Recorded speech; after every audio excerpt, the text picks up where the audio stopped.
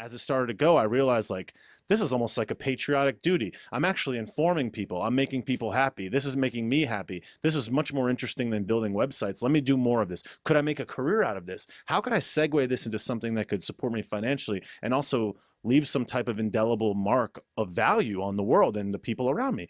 How could I do that? And if I just keep showing up, it'll reveal itself. How could you use humor to make the world a better place? Well, to me, that's what this is. And I never would have thought that that was possible. But here it is revealing itself day by day. It's been an interesting experience. I consider myself to be a political commentator, comedian, I suppose you could say, internet personality, I suppose. I basically yell in my phone about things I care about.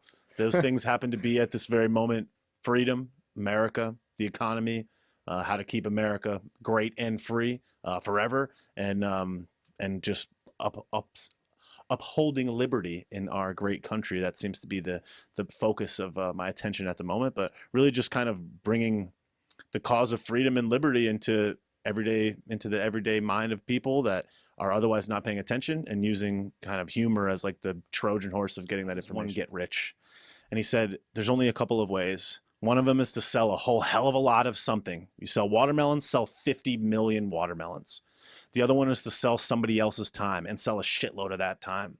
He's like, even if you sell your own time, you can only, how much are you going to charge? You can charge $10,000 an hour. Even then you're limited to your capacity of time. And how, you going to charge $1 million an hour? He said, and the third way is to be Richard Gere. There is no other Richard Gere. There's plenty of other male actors that are good in these types of roles at this type of time, but there's only one Richard Gere. Pretty woman. The price that Richard Gere sets is the price that Richard Gere gets. He's unique. He's different. Or he doesn't do it. There is no one in the marketplace that is Richard Gere but Richard Gere. Be that. So those were the three paths. And I was like, well, I don't want to sell a shitload of watermelons. I used to think I wanted to sell a shitload of other people's time, but what I realized is that that involves managing people, which is something that I've never been very good at. So it's like, the only option left is be Richard Gere. So it's like, I'm Bobby 16, Donald Trump gets elected. And I was like, wait a second. I always thought that in order to be the president, which I would consider to be the most challenging task of all time, like you are the leader of the free world, right? To me, that's like, as a person that makes himself to be a leader, I was like, this is the pinnacle of like challenge. So when he became the president, I was like, wait a second. I never thought I could be the president because I dropped out of college. I don't have an Ivy League degree. My parents' last name isn't Bush or whatever else. I'm not part of the elite structure.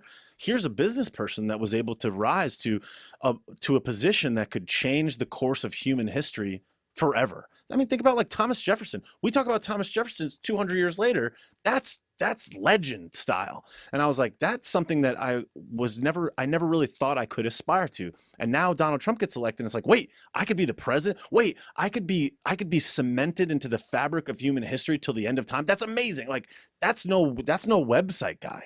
That's something else. That's next.